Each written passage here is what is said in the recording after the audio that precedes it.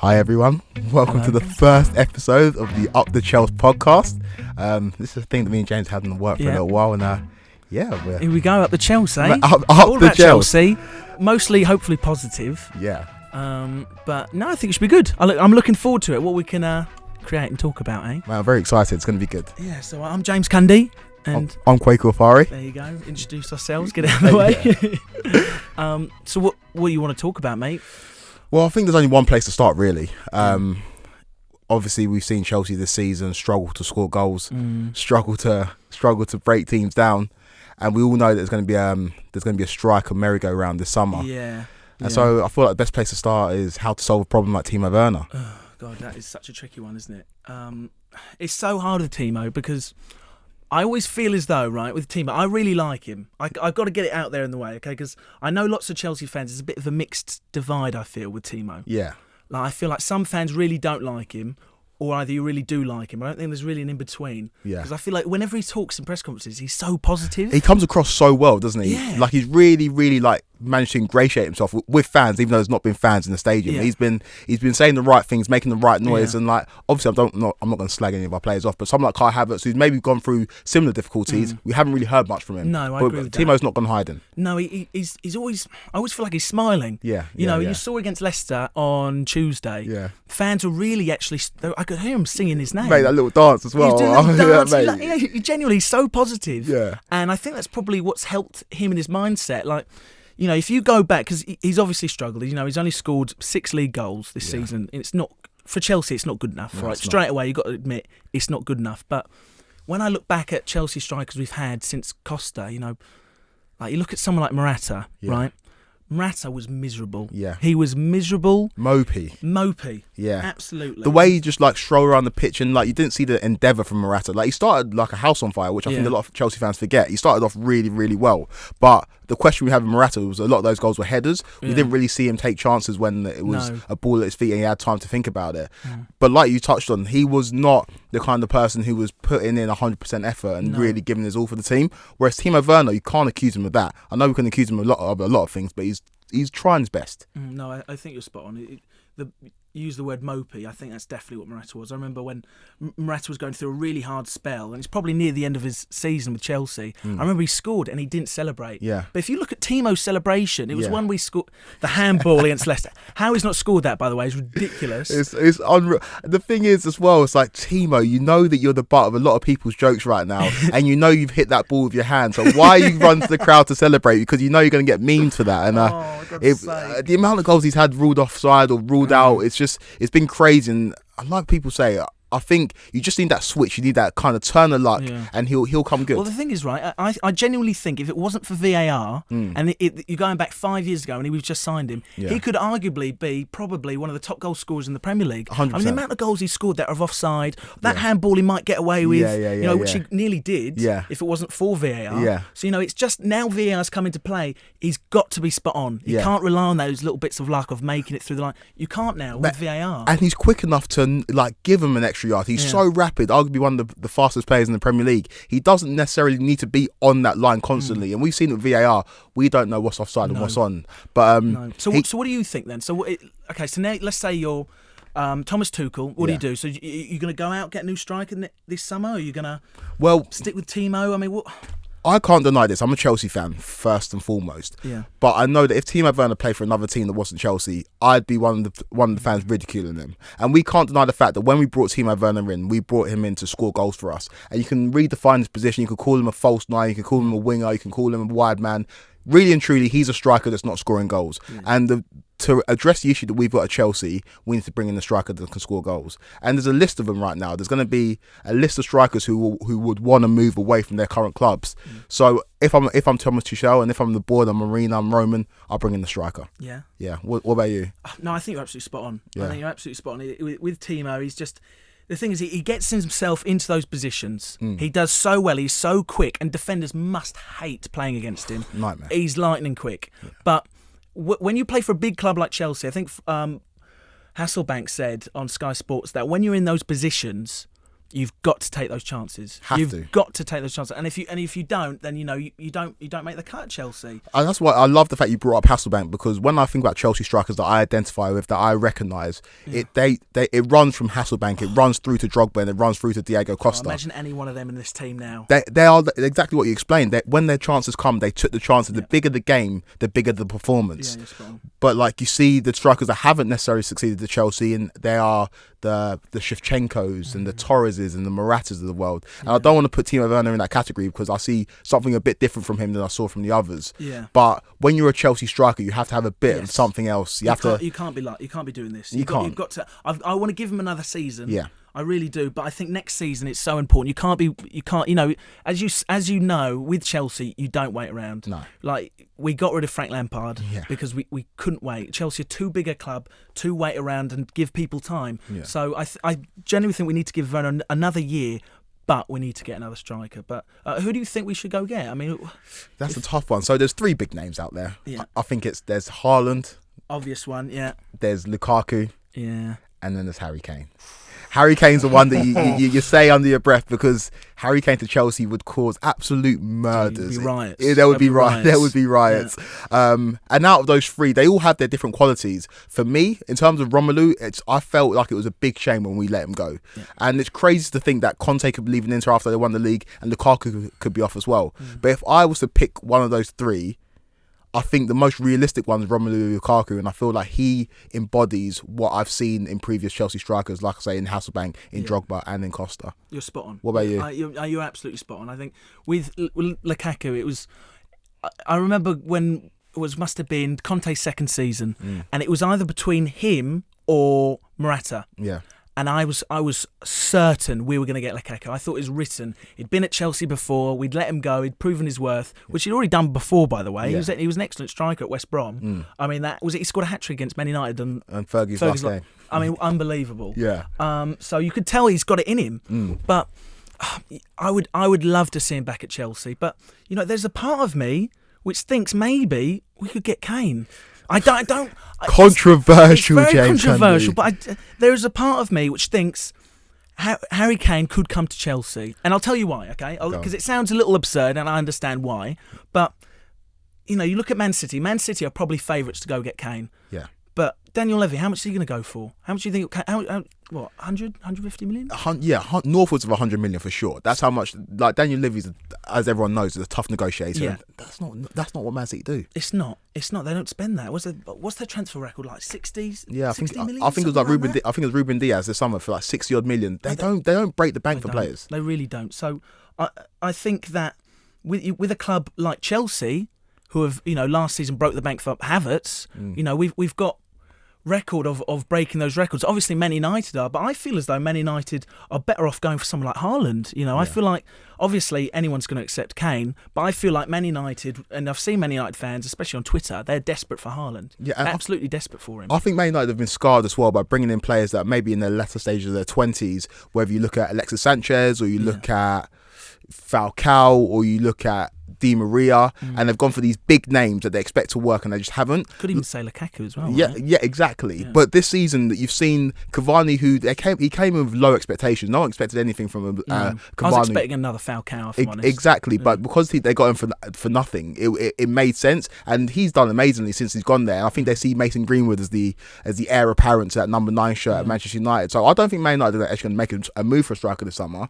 And so you don't think they'll go for anyone? Not even Kane, if that popped up. If it pops up and the deal is completely right, then obviously you can't turn your nose up at Kane, Lukaku, or Haaland. But I think Man United are pretty content. I think in terms of teams that need strikers, we need one, and Man City need one, definitely, and Spurs are going to need one when Kane leaves. I mean, if Chelsea were able to get Kane, I think it'd be the signing of the century. It would be unbelievable to manage to rope him to Chelsea from Stamford Bridge. It would be absolutely huge. But personally, I feel as though if Chelsea were to go, obviously Kane is desperate to leave. Yeah, you can see he is so frustrated. The game against Aston Villa, I remember balls come in, it's not hit him, and he's just done a massive stomp on the ground. He was not happy. He's done. He's gone. End of his tether. He's done. 100%. But the thing is, can you blame him? He's done everything he can do. No. Like he's performed in the biggest games. He's turned up. I know he's been injured a lot, but like if you put his injuries alongside the amount of goals he scored, he can't do much more. It's insane. He's like a superhuman. Honestly, he wants to break the Premier League record. He wants to break Shields' record. Yeah.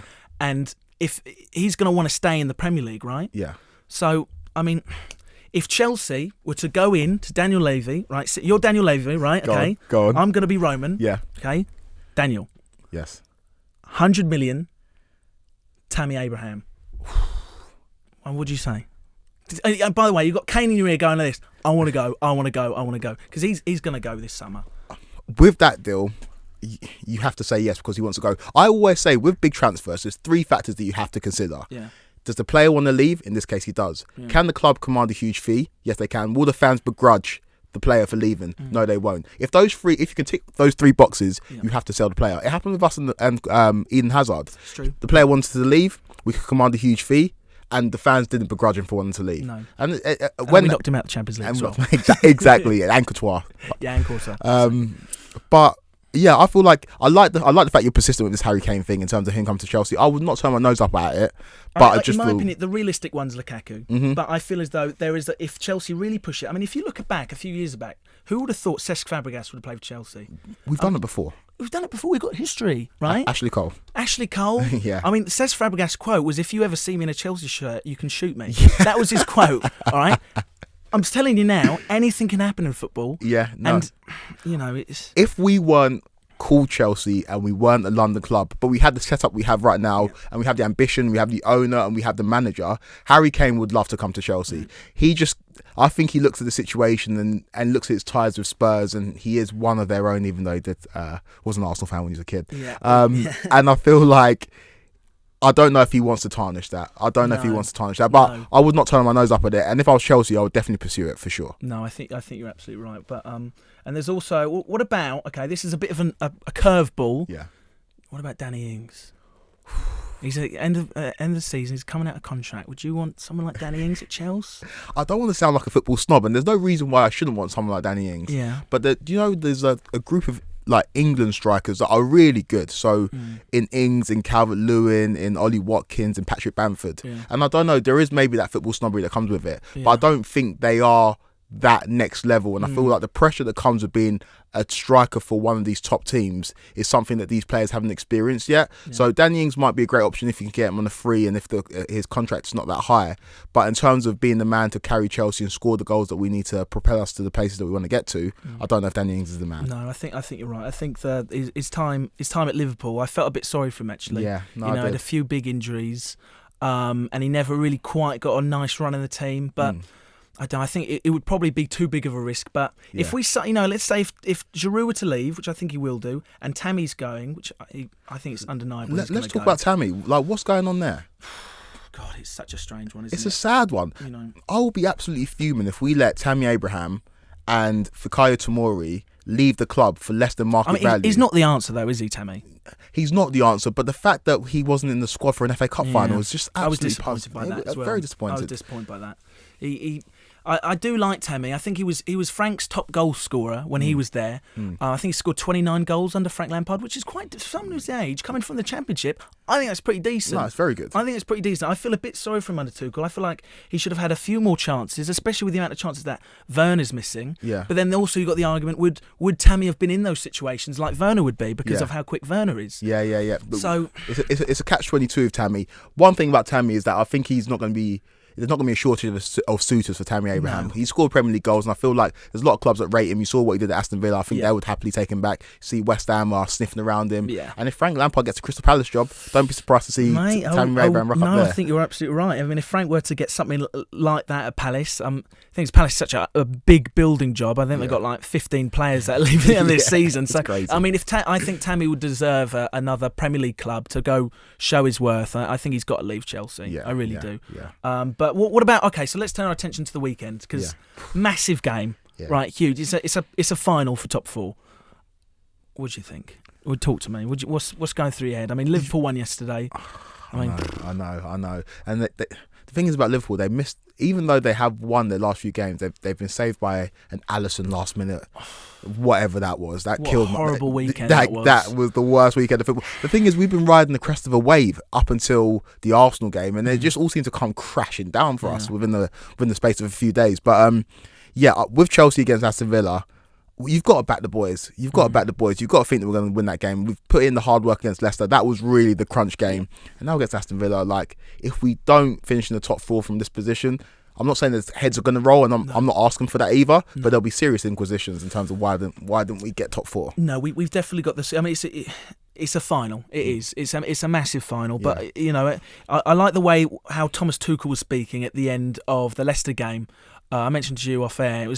The way he was speaking was just saying, I don't know why everyone's so. Of course, it's a massive win, but you've got to keep focused. 100%. You've got to, because if Leicester, after watching how Spurs played against Aston Villa, Leicester, I think, will beat Spurs. Yeah. So that's a guarantee, not guaranteed, but I think they will. So that's 3 points already. So they leapfrog us as it stands.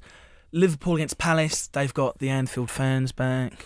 Probably going to do it. Probably going to get a win. Yeah. Unless Roy Hodgson steps up. And well, it's Roy's last game, so hopefully he can galvanise the boys and they can get a win. But we know, let's be honest with ourselves, we know that Leicester are probably going to get a result against Spurs. Spurs are done. Spurs are finished. Yeah. Like, we can have a whole different episode about how done Spurs are.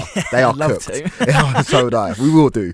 And Liverpool are probably going to get the win. Liverpool now picked up a bit of form at the right time. So we just have to go and beat Aston Villa, which we're more than capable. I think we'll do it. I think we'll finish third, and that would be, for the season we've had, all the ups and downs, finishing third. Yeah. Obviously, the FA Cup loss, was disappointing. But we've got such a big season ahead, and I feel like we will win against Villa. But it's a tough one. Like, we wouldn't be nervous going into this game against Villa if it wasn't for the results against Arsenal and against Leicester. But it's just that we've been rocked a little bit in terms of our confidence, and we haven't looked great in those games that we've lost. It's just the goal scoring. We go back to it's a full circle again. We started with talking about Timo Werner and the missed chances, and it's not just Timo Werner as well. Yeah. Kai Havertz in that Arsenal game, how he's not put it away is unbelievable. It's crazy because Kai Havertz has shown that he's got that deft touch, that deft finishing, and that was the first time he's kind of like blasted it. And it was unusual to see, and the fact that Jorginho is our top goal scorer in the Premier League tells you all you need to know about what's going on at Chelsea. The fact that we could finish third in the Premier League without a striker that's scoring goals is actually an incredible job. Impressive, actually. yeah. But the thing is that, as we were saying, if we can get a top striker, a Kane, a Lukaku, if we can get them into this squad, I mean, who knows what we could do next season? I think under Tuchel we look so strong.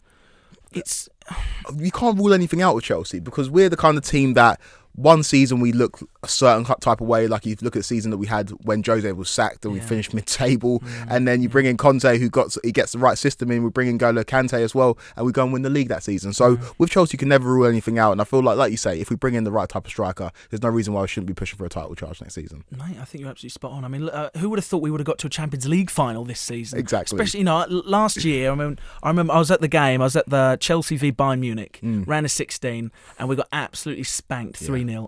I couldn't believe it. It was horrible. It was such a hard watch. But, fast forward 18 months, and now we're in a Champions League final. Who knows? You're so right. Title charge could be on the cards next season. For sure. And, all you need is, City will strengthen, that everyone will strengthen. Liverpool will be back again. Don't rule Liverpool out just yet. No. With Van Dijk coming back, and Man United as well. It's going to be so exciting next season. I can't wait. This one hasn't finished, but we're all looking forward to next season. I feel like the Euros as well is always interesting. When there's a major tournament before a season starts, players just emerge out of nowhere. There might be a striker at the Euros who emerged out of nowhere, and we're like, let's go and get him. So looking forward to a weekend with a bit of trepidation. I do think Chelsea are going to do it. What's your score prediction? End it on a score prediction. What would you say? And goal scorers. Score prediction. I'm going to go for a 2-0 Chelsea win. I think we're going to get a couple of goals. Goal scorers, take your pick. I think Christian Pulisic should do a goal. I'm same thinking. I was thinking 2-0 Pulisic. Yeah, I think he's due a goal, or maybe 2. But I think Pulisic will definitely score, and I'd love to round out the season that he has had in terms of being Chelsea's player of the season. I'd love to see Mason Mount get a goal as well. I'd love that. I'm spot on. I agree with that. 2-0. I think 2-0 win, top 4, and then Champions League. And Champions League final. All right, well, mate, this has been greght. I really enjoyed this. It's an incredible one. Can't wait to do more of these, mate. Yeah, mate. I hope you all enjoyed it. Yeah, I think they did. I think they'll enjoy it. Yeah. Did you enjoy it? I think next episode we'll do maybe Champions League, build up to Champions League final, maybe reviewing the weekend that's gone. Sounds good. Nice one. All right. Up the Thanks for Chels. listening. See you later.